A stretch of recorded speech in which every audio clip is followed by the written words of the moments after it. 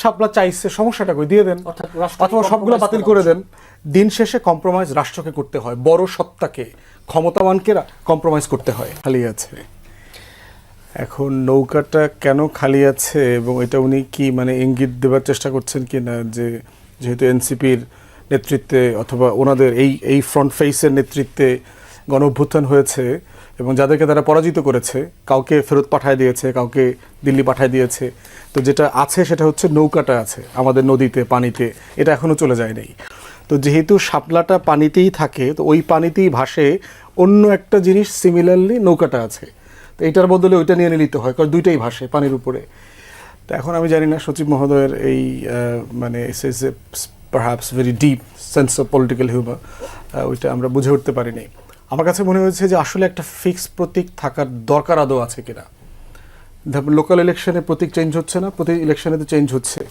তুলে ধরেন এই ধানের শীষ, নৌকা, লাঙ্গল, দাঁড়িপাল্লা, এই ফিক্স প্রতীক আসলে দরকার কেন? আপনি একটা টার্মের জন্য লটারি করে দিয়ে দেন। প্রতীকের সুবিধা যেমন আছে, অসুবিধাও আছে।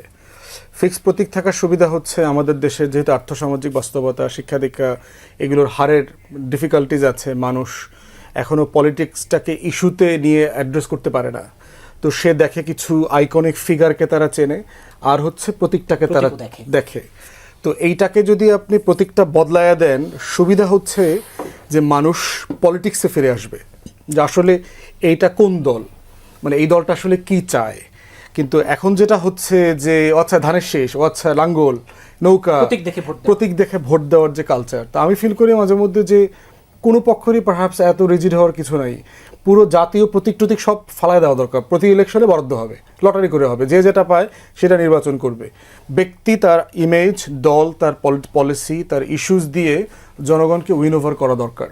তো এই জন্য আমার মনে হয় খুব একটা minor issue, but of course everybody has their own politics. দুপক্ষই তো অনেকটা অনর অবস্থানে। আমার কাছে মনে হচ্ছে অনর অবস্থানের জায়গাতে সবসময় রাষ্ট্রকে কম্প্রোমাইজ করতে হয়, কারণ নাগরিক সত্তার জায়গা থেকে নাগরিকরা দেখবেন যে, টিচাররা দেখবেন, আপনি যদি প্রেস ক্লাবের সামনে যান, ন্যাশনাল যে টিচারদের রেজিস্ট্রেশন প্রসেস আছে, এই প্রসেসে ফাউল করেছে যারা ভাইবা নিয়েছে। ভাইবার নাম্বারটা যোগ হওয়ার কথা না, কিন্তু ভাইবাটাকে নাম্বারে যোগ করে হাজার হাজার স্টুডেন্টকে ফেল করে দিয়েছে। তারা প্রায় মাসখানেক ধরে এখানে অনশন করতেছে, অবস্থান কর্মসূচি পালন করছে। রাষ্ট্র কম্প্রোমাইজ করছে না কেন? একটা অন্যায় কাজ হয়েছে। তথ্য আপাদের ব্যাপারে আমি বারবার বলেছি যে তথ্য আপার এখানে ৭২ দিন অনশন করেছে, কিন্তু করাপ্ট পিডি, ডিপিডি, সচিব, এই চক্র মিলে তাদের এই দাবিটাকে ন্যায্যভাবে ডিল করে নাই। ঠিক এইভাবে দেখবেন যে আপনার ঢাকা কলেজে একটা আন্দোলন চলতেছে এখন, যে ৭ কলেজকে একটা ইউনিভার্সিটিতে করবার মধ্য দিয়ে সেন্ট্রাল ইউনিভার্সিটি করবে, ঢাকা কলেজকে তারা সায়েন্স ফ্যাকাল্টির ৫টা সাবজেক্টের একটা ফ্যাকাল্টি করছে। তাহলে এখন ঢাকা কলেজটা তো সারা দেশে প্রতিষ্ঠিত হয়েছে একটা ইন্টারমিডিয়েট কলেজ হিসেবে। এই কলেজের হিস্ট্রি, ঐতিহ্য, তার নেচার অফ কলেজিয়েট সিস্টেম, এই টোটাল ব্যবস্থাপনাটা নিয়ে তারা খুব অসন্তুষ্ট। আবার ইডেন কলেজ এবং বদরুন্নেসা কলেজের নেচার হচ্ছে এটা গার্লস অনলি কলেজ, তো সেখানে ৭ কলেজের ওই ক্রাইটেরিয়াতে পড়লে তো এখানে ছেলেরাও ক্লাস করতে যাবে, তো বদরুন্নেসা এবং ইডেনের মেয়েরা আবার এটাতে কমফোর্টেবল না।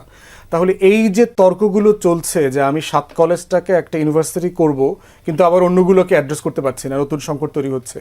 তো এইরকম মনে হচ্ছে যে রাষ্ট্র বাংলাদেশে প্রচুর গোয়াট্টুমি করে আর কি, মানে একটা সিম্পল জিনিসকে সিম্পলি ডিল করে না, অ্যাড্রেস করে না।